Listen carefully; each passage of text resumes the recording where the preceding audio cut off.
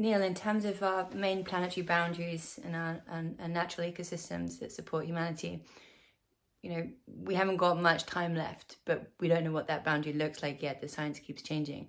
I've heard you talking about historical ending of civilizations due to lack of water, lack of soil. Yeah. Any chance you can wrap that up in a minute or two? Sure. It's this pattern is not new.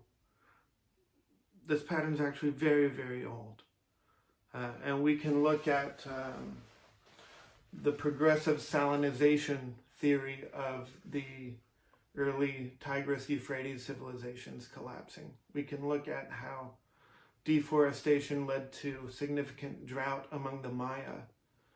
And eventually that drought outlasted their water supplies, and then the Maya kind of collapsed into the existing rural peoples that are still there in Guatemala and southern Mexico.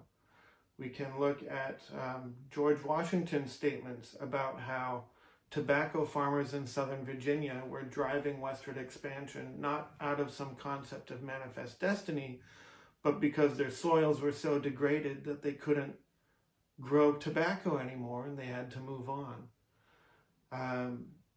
The difference now is that we're playing out this pattern everywhere. There's nowhere to expand to. And typically when these kinds of things happen, you either get military expansionism, or you get conquering, or you get collapses.